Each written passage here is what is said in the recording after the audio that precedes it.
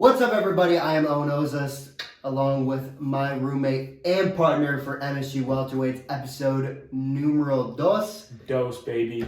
Coming back for week 2. Got a lot to talk about this week. Ups and downs of Michigan football, Michigan State football, Lions football. It was a rough week. A great week for Minnesota, I would say. Yeah. Great week for Minnesota. If you're a Golden Gophers fan and you're also a Vikings fan, you had a good week. And if you're a Lions Spartans fan like I am, you did not have one. Did not have a good week. No. Yeah. So. No. But to start, our first segment of the day is called Wild Stories at MSU. And this is our wild story for the I week. feel like we should change that name for the segment, but let's keep going. If you think of a better name, let us know.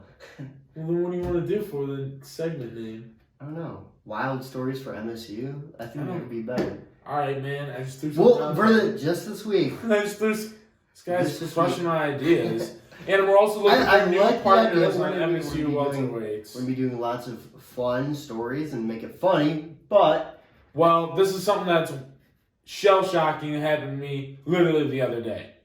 So I'm coming back from my 8 a.m. class. 8 to like 9, 10. Which a.m. classes are the worst. If you're watching and you're going into college or a couple years away, don't take 8 a.m.s. If you, so for example, if you don't like having fun or sleep or just general, well-being, you don't, care about your well-being, 8 a.m.s are for you. That's all him. Yeah, check the boxes. That's me. Check right in that box. Anyway, so it's 9:10, 9:20, and I'm walking home, and I'm in our neighborhood, so it's very, I'm not, on Grand River, the big main street. It's just neighborhood, suburb. I mean, your typical suburb. And I'm walking in this, AirPods in, my hands are in my pockets, a little chilly, so. And this guy is like, "What the fuck is up, dude?" I'm like, I took out my AirPod, I was like, "Oh, Taylor Swift." Oh, I love these Taylor Swift. Love story by Taylor Swift. No, I was like, excuse me? He's like, we can box. We could go right now. DeAndre Hopkins, he was literally D-Hop. He's like, we could box. I'm like, it's 9:20 in the morning right now.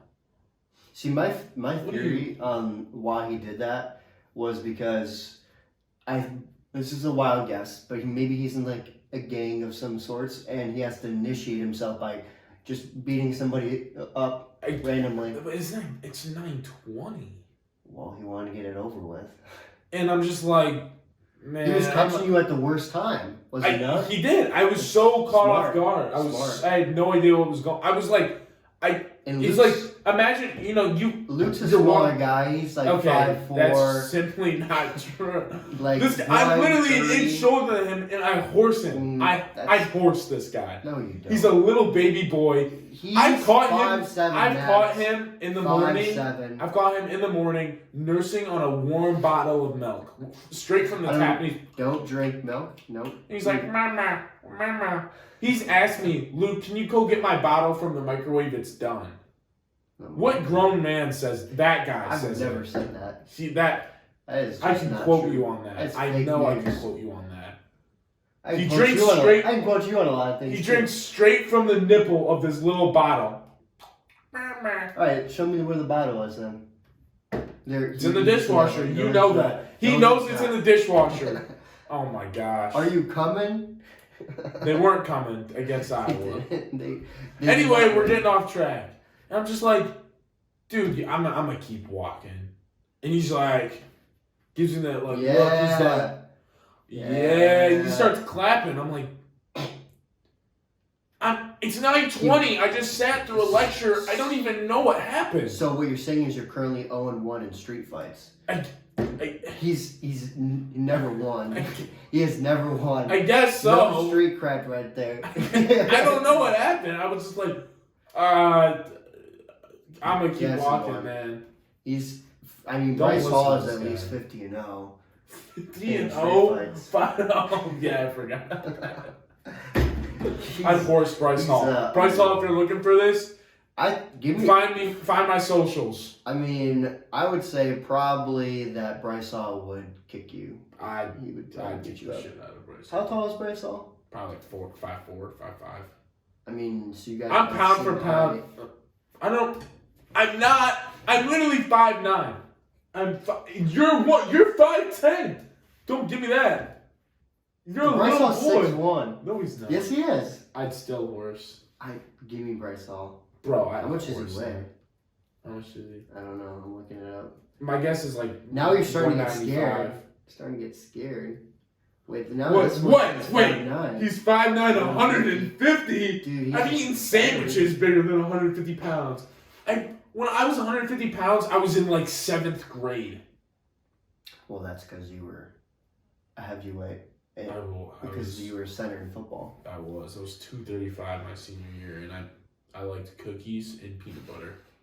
I would just dip them in both. Nothing wrong with that, It's everybody goes through that kind of phase. I was an eater. I still am an eater.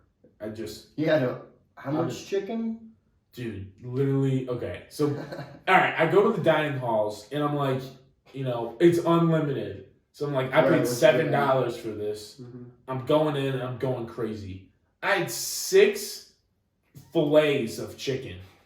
The lady every time she was like, "Sir, we can only give you 2 at a time." I went back 3 times for chicken. I went back 3 times. I'd be like, "Sir, you don't need this." And they said, "Do you want to start a tab or we can just keep running?" We'll just put on my tab. I'm coming back. I'm coming back. I'm like, fine. I'll take 2 chickens, please. I mean, they were good. They were good. I smoked chicken with some barbecue sauce sometimes. So, all right. Michigan State, we'll start off with them. Not good. They are really not good. No, not good. I will say this. I thought that Minnesota game would be at least close if they lost. It was not. 34-7 was the final score. But it wasn't close. Everything that needed to go wrong went wrong. Mm-hmm. Peyton Thor didn't play well. The offensive line was terrible. No. Reed was a non-factor. Running backs were non-factors. The offensive line just had major problems blocking-wise. And the offensive scheme, it wasn't good. Neither was the defensive scheme. I'm looking right now, and we gave up, 268 passing yards and 240 rushing yards. 240 rushing yards is a ton. That's over 500 yards. I'll say this. That's insane. I think Michigan State just played a team in Washington 2 weeks ago that will be in the Pac-12 championship game. And they just lost also to a team, Minnesota, that will be in the Big Ten championship game. Yeah, but that doesn't excuse you from getting blown out at your own home. If you had played close those 2 games and lost barely, I would be more understanding. You could be like, okay, we can improve on that. It was a shit show against Minnesota. Yeah, it was terrible. We were outplayed. As soon as the ball snapped for Michigan State and even for Minnesota, I could just watching the game and I could just feel that we're not gonna. Well, I was on the sideline. I'm not gonna lie, I was very impressed by PJ Fleck. I think he's a really good football coach.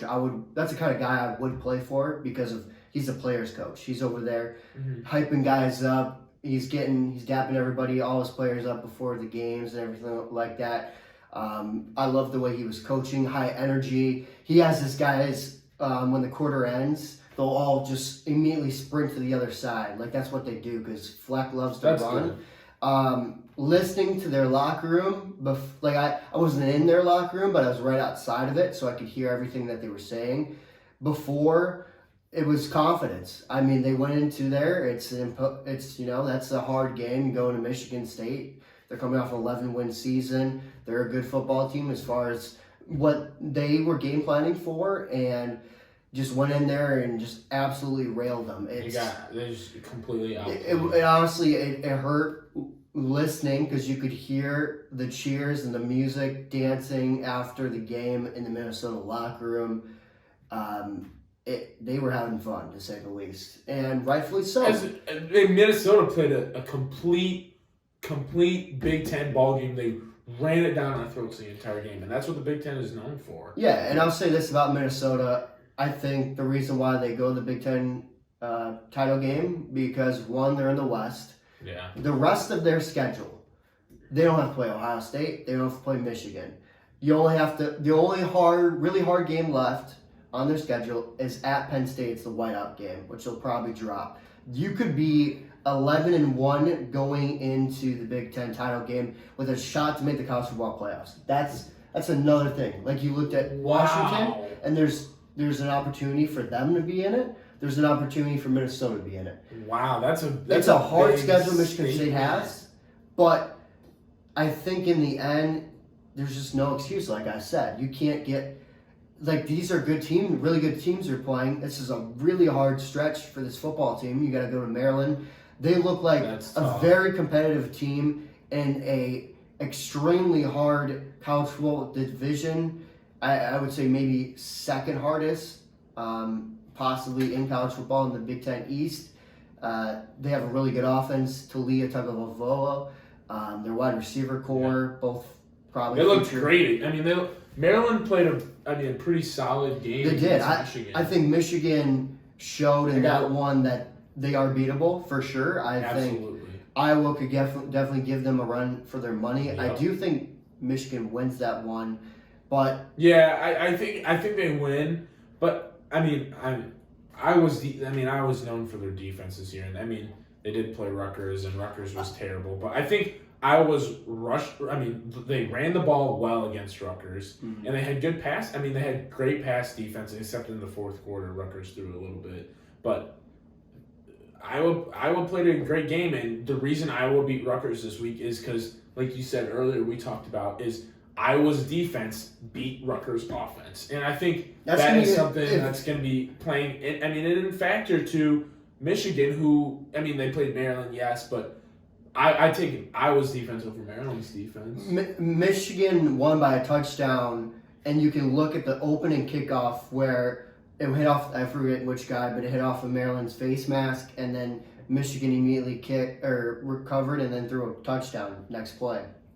If you change that, you literally field it cleanly. That's a whole different ballgame. Yeah, it's literally turnover battle right there. You lost it. So, I think we're going to see J.J. McCarthy what he really is made of against this Iowa defense because they're so good. I think that Michigan still does win, like I said before. But we're going to find out how good J.J. McCarthy actually is. If he goes against a solid defense. We're not talking Georgia Bulldogs defense. No, but it's a top 20 defense. Yeah, I think one of the best in the Big Ten, if not. Yeah, no. Against Ohio State's defense is solid. They're top 3 in the Big Ten, I would say. They got a bunch of stars on that defense. I think that we're going to find out. Like I said, now if J.J. McCarthy throws for 500 yards and 5 touchdowns, then he is the real deal. He deserves Heisman consideration. Yeah, absolutely. Blake Corum, obviously, he balled out against Maryland. They got the run game going. That's what Michigan State needs to do. Yeah. They have not done that yet since the Akron game, which, say whatever. But the offensive line needs to be recreated this offseason. The defense basically needs to be recreated this offseason as well. Obviously, Mel Tucker and that coaching staff realizes it. They're still recruiting at a high level at the moment. Haven't gotten any decommits yet. Still got some silent offers coming in as well. But it's about having those guys that you currently have perform at the highest level. With S.D. Farrell on Wednesday and today with the Mel Tucker show, Kendall Brooks, he is a guy that stepped up. He's a transfer from Division II college. I forget which one. He talked about it, but he transferred over from a D2 school, got some limited playing time last year, and now he is quite possibly our best defender. He had 18 tackles, I believe, against Minnesota. Yeah. He was fantastic. I think he's a guy that is close to the top of the nation with forced fumbles. He's really good at that. He hits guys hard. He's a good player. You need more of those kind of guys because I talked to Tucker off air. He said that was a guy that was struggling in fall camp. Really? Yeah, he was not impressed, and now he's gotten significantly better. Yeah. So that's a guy that really impresses him. It's you got to get more of that. Yeah. And the guys from last year, I thought they would be better, like Chester Kimbrough. He's the guy that got absolutely lit up against Washington, didn't play against Minnesota because he didn't deserve to. It's something that you would think would get better. I think Charles Brantley looks a little bit better, but I mean, he had times he got lit up too. Amir Speed, I hyped him up so much, and he really hasn't done anything for Michigan State either. Reed didn't look good against Minnesota. It's because he's been dealing with. I know. He's dealing with stuff, and then it's. But still, you're right. You're number one wide receiver all season, and you were an NFL draft prospect last year. That was what's floating around the air last year was. Is Reed going to go to is he going to go to the draft? Yeah, he was thinking about it for a while. He decided to come back. And then he did, and now that I'm kind of looking at it, if he keeps playing like this, his draft stock is going to plummet. From last year, from this year? Currently has 12 catches for 128 yards. And we're in week 4. That's pretty week low. 5, excuse me. That's really through low. 4 weeks. But yeah. Especially you open up with 2 easy teams like Akron and Western. Yeah. You expect big numbers from a draft prospect. Yeah, and that was a guy I thought would go top 3 rounds. At the moment, it doesn't look that way. You could obviously still turn around. Like, there's plenty of time. Oh, absolutely. The season's still young. At least for his status. But that's a guy that needs to go off against Maryland. Because you're going to have to answer these kinds of points that Maryland will put up against your defense. And that's the type of things scouts are going to look for. They're going to look for real competition. I mean, you can go beat up, Western and Akron, but they're going to look for a good defense like Maryland. In 2 weeks against Ohio State, that's another thing. Yeah, that's a big one. That is a big one. And what do you do in that kind of big-time game? Man, secondary. Whew. It's going to be an absolute bloodbath at the Woodshed. Oh, gosh. Yeah. I've heard people are already trying to sell tickets just for the season. See, that's insane. I don't want to lose. I wore my Bound to Win MSU shirt. I don't want to say that. I think Michigan State still has fuel in them, and I think we're gonna see it this week. I honestly think you need to see. I think there's gonna be a huge culture change in the locker room. I mean, there has to be. Well, funny you bring that up. Jacoby Windman called a defensive players only meeting this week, so that just shows right there. Jacoby, he's been around for a while now. His first year at Michigan State, but he's already been a leader of this football team. He wants to make a change. He wants to see a change, and it's going to have to come against Maryland. You need pressure on Talia because if you give him all the time in the world, it's going to be like Michael Penix Jr., but maybe even worse. That's how good Talia is when you give him time in the pocket. Absolutely. That's all I have to say about he's really showing out this year. Yeah, but all right, let's flip over to NFL. Yeah, so Lions bringing the Seahawks to Detroit. Yeah, I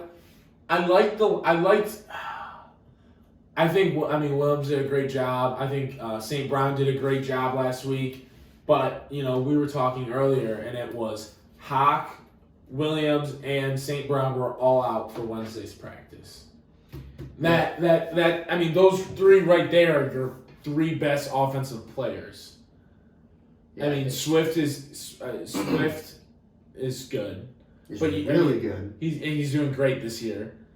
But without St. Brown, who is like super, he's fun to watch. He's so much fun to watch. He wants to punch him in the throat, and you can feel when you're watching him, you just feel that like intensity that I'm him. You know what I'm saying? And I love it. I love watching it. And because we talked about it in the last episode, but during Hard Knocks, mm-hmm. he can literally recite every wide receiver's name that went before him. I think he's got that dog in him. He's been fantastic. Lions need him this week. Obviously, I'm not there in the training staff, so I'm not going to comment on if he's going to play or not. You would hope so as a Detroit Lions fan. Yeah. If he doesn't play, there's still a chance, even with DeAndre Swift out and him out, but it's going to be a lot harder because it is a Seahawks team that is currently rebuilding. And we got Rashad Penny. Kenny's coming back. But, I mean, see, the Seahawks they had a lot of, they exposed Atlanta's zone coverage really well with the use of, like, using multiple different tight ends. And that's something I'm a little worried with Detroit's secondary. I mean, you know, in Seattle, they threw the ball around and they were good. And something else I'm a little bit worried about is we missed 2 field goals last week. I mean, so did the Vikings, but I guess that didn't really change the game because they also missed 2. But that's something you just don't want to see. I mean, the Seahawks did end up playing, you know, the Falcons, which is not a huge game, but still, like, they threw the ball around. They threw the ball around pretty well. I mean, Geno Smith, his stats from last week against the Falcons. He was 32 for 44, 325 yards, 2 touchdowns, 1 pick. That's really solid. Good. That's really solid. Especially for a guy who's got DK as his number 1 target, which is good, but yeah. Who else is he passing to? Tyler Lockett. Yeah. But it's more about, you know, I think he's a guy that for a long time has been a backup in this league, and now he's getting the opportunity to start after Drew Lock lost the job in camp, and he's been kind of impressive. I mean, it's a team where Detroit's defense hasn't looked that good at times. No. Almost like especially in the second half. I mean, we gotta get it together on defense in the second half.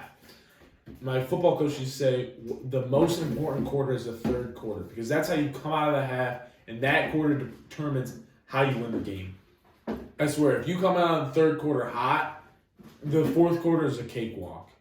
It starts in the third, and that's where we just haven't been. Well, I think the biggest thing for the Lions over as long as I can remember has been not closing out games. Yeah. I mean, besides that 1 year Stafford, we had those comebacks, but you allowed 14 points in the fourth quarter. Yeah. That's can't have that. It was a 10-point comeback. 24-14. Yeah. It's something that Detroit fans have known the acronym of SOL, Same Old Lions, because of that repetitive theme of Detroit blowing those kinds of leads. Aiden Hutchinson, not too much of a factor in this one, didn't have any sacks. I mean, there was one pressure where he saved a touchdown basically because he got in Kirk Cousins' face, but you want those kind of guys to step up. You need those kind of guys to step up. And then, you know, I talked about it earlier, but Thielen just he torched the zone coverage when there was zone coverage, and even in the man, they got beat across the field. Obviously he's a great wide receiver, but was a struggling secondary like the Lions. That's something I'm worried about because Geno Smith, he threw the ball well, especially over the middle of the field, where I feel like that's where the Lions have struggled with the most when you see those big plays. They're not like big, you know, Hail Mary plays or streaks. They're flag and post routes coming from the outside, and there's just a wide open gap, it seems like, and he's just sitting there. And that's something I'm worried about with how they use the tight ends last game against the Falcons. Obviously, the Falcons is a crappy defense, but still, you got to be concerned about that as a defensive coordinator. And I hope they're planning for it well because they need to. Yeah, we're gonna find out. I mean, we'll see. It's a big game. I mean, you win this one if you're Detroit, then all of a sudden you're 2-2 once again, and you're right back into the thick of things in what seems like a wide open NFC North. I mean, I think Minnesota drops New Orleans. I mean, we'll see. I mean, I think they do. I think New Orleans. I mean, I know they're struggling with Jameis right now, and I think Thomas was out on Tuesday, but I think Olave did great. I think he is probably my candidate for Offensive Rookie of the Year right now. So I honestly think that Saints win. Okay. Well, that's still to be determined, but we're going to find out. It's going to be a big judgment there. But if you're Detroit, you lose this game, You go to 1-3. I feel tough. like That's Dan tough. Campbell's message kind of gets tainted a little bit. All right, let's dive right into the picks this week for NFL. We're gonna dive right into it.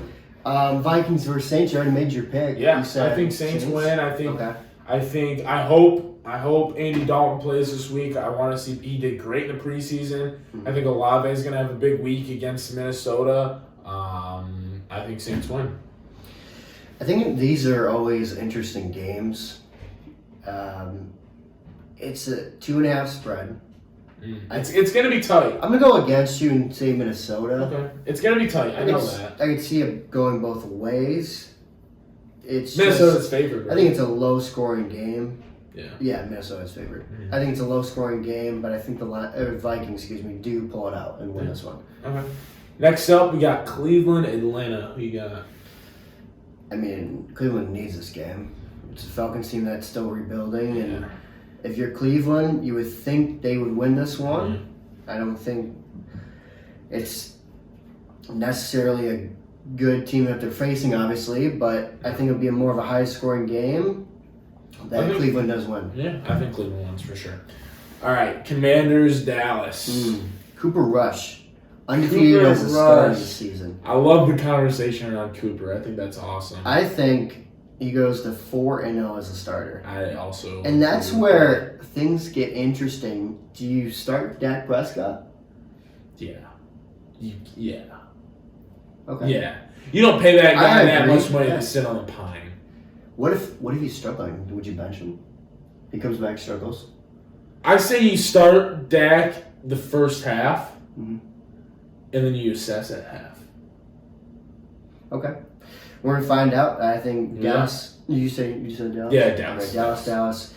Seahawks at Lions. I'm going Lions. I gotta go Lions. I think Lions take this. I think it's gonna be a fourth quarter game. I could definitely see some OT going into this game. Okay. But I think Lions come out on top.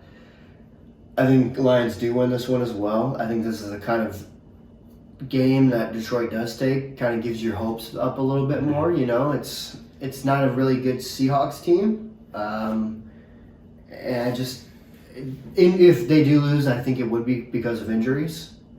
Obviously, having Amon-Ra possibly out and DeAndre Swift possibly out, then it would not be good. And Hawk. There's out Wednesday too. Who knows? We're gonna find out. That will be interesting. Geno Smith wins. Geno Smith for MVP, right? Absolutely. But now we're gonna go over Titans at Colts. That's a interesting game. Yeah, that's gonna be a good game. That's gonna be a good game for sure. You know what? Give me Colts. That's my gut. I want to say Tennessee. Okay. I want to say Tennessee. I want to say that they struggled in the beginning of the year. I mean, they're still kind of struggling, but I think Tennessee takes this one. Colts had a big win against the Kansas City Chiefs this past weekend. I think they continue that and keep it rolling through this week. I think, my opinion, I think Colts get content this week and think Tennessee, no big deal, just an average ball club, and I think Tennessee takes. Okay. Then you got Bears at Giants. That's +3. New York, give me New York. Danny Dimes, Sterling Shepard, Kenny Galladay, Saquon, big week last week. The problem with the Giants is they had a crappy O-line. I mean, the O-line played all right actually, but the wide receivers were just terrible. Danny Dimes did great. I'm so happy with him. And I think Saquon ran the hell out of the ball. I want to say Giants this one. I want to say Giants. I know I'm a little biased. I'm a Giants fan, but I think if the receivers pull together against the Bears' crappy secondary, I think there's big things. How about the game against Dallas last week? Tough loss. I think the Bears win this one. +3. I think +3 Chicago. Correct. Wow. It's Saquon Barkley. He's made a difference. I think Justin Fields Saquon is to get back. things a little bit going. It's going to be a low-scoring game probably, and I think Bears grind it out in New York. Let's move over to the Jacksonville, Philly. I mean, A Philly team that has been red hot. Yeah. Dolphins just lost. They're currently the only undefeated team in football. Undefeated. No Yeah. one. Who? Eagles. Oh, really? Yeah. I think you were talking about Jacksonville. I was like, undefeated. No, Philly. So. Yeah. Okay. I didn't know that. Yeah, Philly. Yeah. Yeah, so Philly's been solid. here's an even better part. Doug Peterson is returning to Philadelphia. First time as a head coach since he got fired there. Wow. Didn't win a Super Bowl there, but he's Jags new head coach, and it's a good Jacksonville team that has big looked. atmosphere there. It's 6.5 spread. Eagles obviously favored in this one. I think Philly does pull it out. Yeah. But I think it will be another close one as well. Really? I don't think it's close. Do you I think think Jacksonville scores minimal points. I think they score 10, 14, 17 points. I think Philly drops a 30, close to 40 ball on them. Do you think Doug Peterson gets booed by Philly fans? I think he gets stuff thrown at him by Philly fans. See, that's Philly crazy. ruthless. And it is, and they've thrown snowballs at Santa Claus and everything like that, but dude brought you a Super Bowl. Dude, I don't think they care. I don't think Super they Bowl. care. You should think care. They care. You should care. I think he gets booed. I think if you're a head coach anywhere else and that happens to you, I think they applaud you. Maybe besides like New York, but I think if that happened in Detroit, he'd get a standing ovation. yeah. Detroit, I mean, they try for that, man. They roll the red carpet for him. All right, let's move on. Jets 3.5 underdogs at Steelers. Give me the Steelers. I think it's a Jets team that's just not good. Yeah. No. Screw the Jets, by the way. Move on. Bills Buffalo. at Ravens. They just took a Yeah. tough loss against Miami. I think it's a big bounce back win for Josh Allen and that squad. Wow, really? Yeah. Dude, I want to say Baltimore. I know I'm feeling really underdoggy today, but It's a really good. I want to say Baltimore because Lamar I Jackson. think Lamar played out of his shoes last week. I mean, the way he's just throwing it and then being an asset, knowing the pocket, reading the pocket pressure good, and just making his own yards. And I think that's huge from any quarterback. I think he's, the best to do it, like, as in make his own yards when, shit starts to hit the fan. I think there's a lot of pressure by that Bills defense. I think that the Ravens struggle running the ball, but I think that Lamar is gonna do big things. Well, we're gonna find out. That's gonna be a fun one to watch. I'm excited for that one. Absolutely. Chargers at Texans. Chargers. I Give think me Chargers. Yeah, Chargers. Herbert's. I agree. I mean, he's been playing pretty good. I think he's like, I want to say like 7 or 8 in passing yards this year. Not as big as the year we would have thought. We thought that he would be huge, but I think he's doing really good. Cardinals at Panthers. That's an interesting one that Cliff Kingsbury has to win. Kyler Murray and that squad taking on Baker Mayfield. It's a game that you would expect the Cardinals to win, even though they are on the road. It's Cardinals win. Cardinals win. I mean, it was wild to me that the Saints lost against them. I really thought the Saints were going to beat, Carolina, especially such a. I mean, the Saints just haven't been looking good in general, but I think, I think they should have won that game. I think Carolina is coming out hot. I don't think they finished the season good. Patriots at Packers. Mac Jones out. Former Michigan State Spartan Brian Hoyer is starting that one. Oh, yeah. At Packers, give me Green Bay. Yeah. give me Green Bay for sure. I mean, Green Bay, big win Aaron against Rodgers Bucks. and they've been, they had a little bit of a slow start, but Green Bay always has a slow start. They do. And I think they take this for sure. Broncos at Raiders. We're going to go a little bit more rapid fire for these. Broncos at Raiders. I think Broncos pull this one out. It's going to be a tough, rowdy game, but give me Denver. At some point, Russell Wilson has got to figure it out. My goodness, he's not big. He's getting paid way too much not to figure it out like that. And Devontae Adams, it has to be said, and he's currently 0-3 with the Raiders. There's a chance he goes 0-4 with them, and he wanted to trade. And obviously, got his money with the Raiders, but would you rather? How much do you value winning? I value winning more than cash. I mean, I think he could get that kind of money at a good team, like a better team than. I guess he thought the Raiders were would be up better. and coming, Right? But I guess not. Chiefs at Bucks. That's gonna be a fun game. Chiefs. I think Tampa is still been. Are they still struggling with injuries? They are. They're Godwin, Jones, and Evans were all out last week. I don't know what their injury report is off the top of my head, but if they have a healthy team, it'd be a lot more interesting. At the moment, I'll say Chiefs. It's Sunday Night Football. Yeah. It would be a tough loss if they lost 2 in a row. It's not as good. Tom Brady hasn't looked good this year. Mm-hmm. So right now it looks like Burchard's questionable, Gage questionable, Julio Jones questionable, Godwin's questionable, Hicks questionable.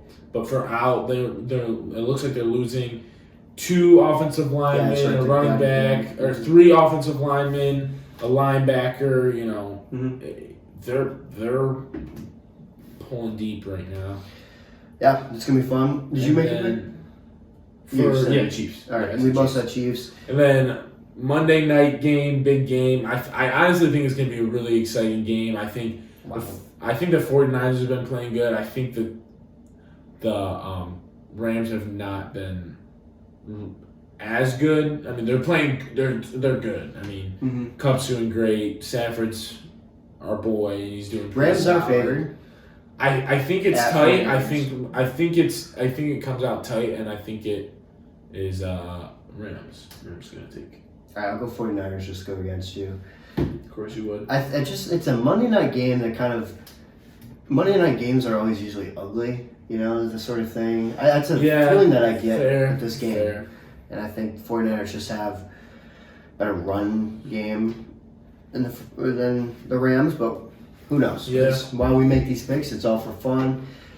It's a big week for the Detroit Lions and Michigan State Spartans and Michigan Wolverines. All big tests on the road for the 2 college teams, and then Detroit's at home. Going to be a lot of fun to watch. We're going to have to find out what happens until next week.